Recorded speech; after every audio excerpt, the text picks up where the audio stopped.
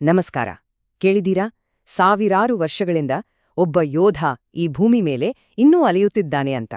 ಅವನು ಅಮರ. ಅವನ ಹೆಸರು ಅಶ್ವತ್ಥಾಮ. ಇವತ್ತು ಅವನ ಆ ಅಂತ್ಯವಿಲ್ಲದ ಅಲೆದಾಟದ ಹಿಂದಿರೋ ಶಾಪದ ರಹಸ್ಯ ಏನು ಅಂತ ನೋಡೋಣ ಬನ್ನಿ.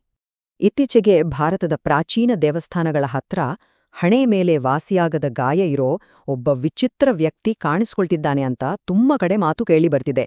ಇದು ಸುಮ್ಮನೆ ಕಟ್ಟಿದ ಕಥೆನಾ ಅಥವಾ ಸಾವಿರಾರು ವರ್ಷಗಳ ಹಿಂದಿನ ಶಾಪವೊಂದರ ಜೀವಂತ ಸಾಕ್ಷಿನಾ?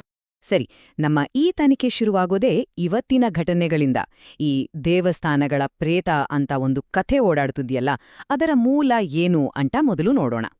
ಒಂದು ಕ್ಷಣ ಯೋಚನೆ ಮಾಡಿ. ಒಂದು ಐತಿಹಾಸಿಕ ದೇವಸ್ಥಾನದ ನೆರಳಲ್ಲಿ ಒಬ್ಬ ವ್ಯಕ್ತಿ ನಿಂತಿದ್ದಾನೆ. ಅವನ ಮುಖದಲ್ಲಿ ಏನೋ ನೋವು, ಹಣೆಯಲ್ಲಿ ವಾಸಿಯಾಗದ ಗಾಯ. ಯಾರಿವನು? ಎಲ್ಲಿಂದ ಬಂದ? ಈ ಪ್ರಶ್ನೆಗಳಿಗೆ ಉತ್ತರ ಬೇಕು ಅಂದ್ರೆ ನಾವು ಸಾವಿರಾರು ವರ್ಷ ಹಿಂದೆ ಹೋಗ್ಬೇಕು, ಮಹಾಭಾರತದ ಕಾಲಕ್ಕೆ. ಇವತ್ತಿನ ಈ ಘಟನೆಗಳನ್ನ ಸರಿಯಾಗಿ ಅರ್ಥ ಮಾಡ್ಕೋಬೇಕು ಅಂದ್ರೆ ನಾವು ಇತಿಹಾಸದ ಪುಟಗಳನ್ನ ತಿರುವಿ ಹಾಕಲೇಬೇಕು. ಯಾಕಂದ್ರೆ ಅಲ್ಲಿ ಒಬ್ಬ ಅಜೇಯ ಯೋಧನ ಕಥೆ ನಮಗಾಗಿ ಕಾಯ್ತಿದೆ. ನಮ್ಮ ಇವತ್ತಿನ ತನಿಖೆಯ ಕೇಂದ್ರಬಿಂದು ಬೇರೆ ಯಾರೂ ಅಲ್ಲ, ಅಶ್ವತ್ಥಾಮ. ಮಹಾಭಾರತ ಯುದ್ಧದಲ್ಲಿ ತನ್ನ ಶೌರ್ಯಕ್ಕೆ ಹೆಸರು ಮಾಡಿದವನು. ಆದರೆ ಅವನ ಕಥೆ ಬರೀ ವೀರತ್ವದಲ್ಲ, ಅದ್ರಲ್ಲಿ ಅಹಂಕಾರ ಮತ್ತು ದುರಂತ ಎರಡೂ ಇದೆ.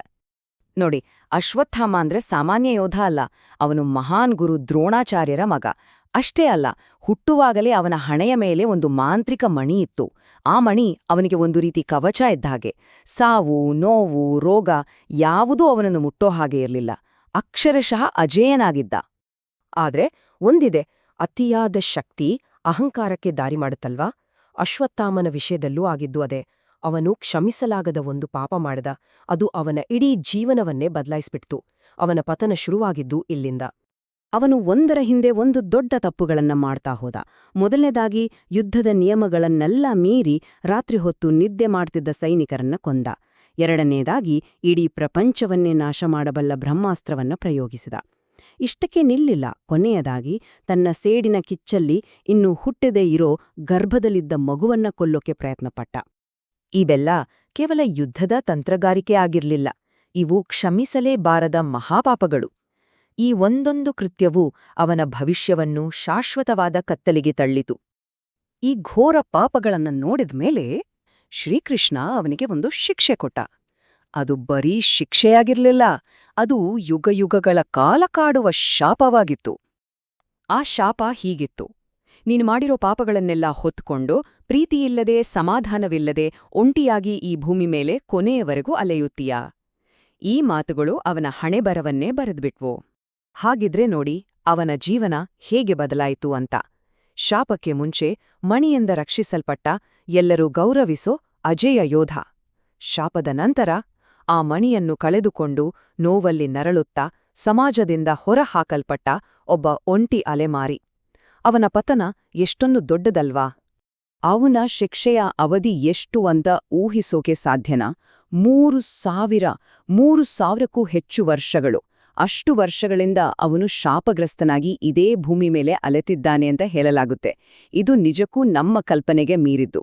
ಅವನ ಹಣೆಯಿಂದ ಆ ಮಾಂತ್ರಿಕ ಮಣಿಯನ್ನು ಬಲವಂತವಾಗಿ ಕಿತ್ತು ಹಾಕಿದಾಗ ಅಲ್ಲಿ ಒಂದು ಗಾಯ ಆಯಿತು. ಶಾಪದ ಪ್ರಕಾರ ಆ ಗಾಯ ಎಂದಿಗೂ ವಾಸಿಯಾಗಲ್ಲ, ಸದಾ ಕೊಳೆಯುತ್ತಲೇ ಇರುತ್ತೆ. ಈಗ ನಿಮ್ಗೆ ಲಿಂಕ್ ಸಿಗ್ತಾ ಇದೆಯಾ? ಇವತ್ತಿನ ವರದಿಗಳಲ್ಲಿ ಕಾಣಿಸಿಕೊಳ್ಳುವ ಆ ನಿಗೂಢ ವ್ಯಕ್ತಿಯ ಗುರುತು ಕೂಡ ಇದೆ, ಹಣೆಯ ಮೇಲಿನ ವಾಸಿಯಾಗದ ಗಾಯ. ಹಾಗಿದ್ರೆ ಮತ್ತೆ ವರ್ತಮಾನಕ್ಕೆ ಬರೋಣ. ಸಾವಿರಾರು ವರ್ಷಗಳ ಹಿಂದಿನ ಈ ಶಾಪಕ್ಕೂ ಇವತ್ತು ಕೇಳಿಬರ್ತಿರೋ ಈ ನಿಗೂಢ ವರದಿಗಳಿಗೂ ನಿಜವಾಗ್ಲೂ ಸಂಬಂಧ ಇದ್ಯಾ? ಅಥವಾ ಇದೆಲ್ಲ ಕಾಕತಾಳೀಯನ? ಅಶ್ವತ್ಥಾಮ ನಿಜಕ್ಕೂ ನಮ್ಮ ನಡುವೆ ಇನ್ನೂ ಇದ್ದಾನಾ? ಇಲ್ಲಿರೋ ಆಶ್ಚರ್ಯದ ಸಂಗತಿ ಏನು ಗೊತ್ತಾ? ಸಾವಿರಾರು ವರ್ಷಗಳ ಹಿಂದಿನ ಆ ಶಾಪದಲ್ಲಿ ಹೇಳಿದ ಪ್ರತಿಯೊಂದು ಲಕ್ಷಣವೂ ಇವತ್ತಿನ ವರದಿಗಳಲ್ಲಿ ಕಾಣುವ ಆ ವ್ಯಕ್ತಿಯ ವಿವರಣೆಗೆ ಸರಿಯಾಗಿ ಹೊಂದಿಕೆಯಾಗುತ್ತೆ. ಹಣೆಯ ಮೇಲಿನ ಗಾಯ, ನಿರಂತರ ಅಲೆದಾಟ ಎಲ್ಲವೂ ಒಂದಕ್ಕೊಂದು ತಳುಕು ಹಾಕಿಕೊಳ್ಳುತ್ತೆ. ಹಾಗಾದ್ರೆ ಅಶ್ವತ್ಥಾಮನ ಕಥೆ ನಮಗೆ ಏನನ್ನ ಹೇಳುತ್ತೆ? ಒಂದು ರೀತಿಯಲ್ಲಿ ಅವನು ಅಹಂಕಾರದ, ನಾವು ಮಾಡುವ ತಪ್ಪುಗಳ ಮತ್ತು ಅದರಿಂದ ಬರುವ ಒಂಟಿತನದ ಜೀವಂತ ಸಂಕೇತದಂತೆ. ಅವನ ಕಥೆ ಬಹುಶಃ ನಮಗೆಲ್ಲರಿಗೂ ಒಂದು ಎಚ್ಚರಿಕೆಯ ಪಾಠ. ಕೊನೆಯದಾಗಿ ಒಂದು ಪ್ರಶ್ನೆ: ಒಂದು ವೇಳೆ ಆ ಅಮರ ಅಲೆಮಾರಿ ನಿಮ್ಮ ಕಣ್ಣಿಗೆ ಬಿದ್ದರೆ ಅದರಲ್ಲಿ ಏನನ್ನ ಕಾಣ್ತೀರಿ? ಸುಮ್ನೆ ಒಂದು ಪೌರಾಣಿಕ ಕಥೆಯನ್ನ ಅಥವಾ ಒಬ್ಬ ರಾಕ್ಷಸನನ್ನ ಅಥವಾ ಇದೆಲ್ಲದರ ಆಚೆಗೆ ನಮಗೊಂದು ಎಚ್ಚರಿಕೆಯನ್ನ?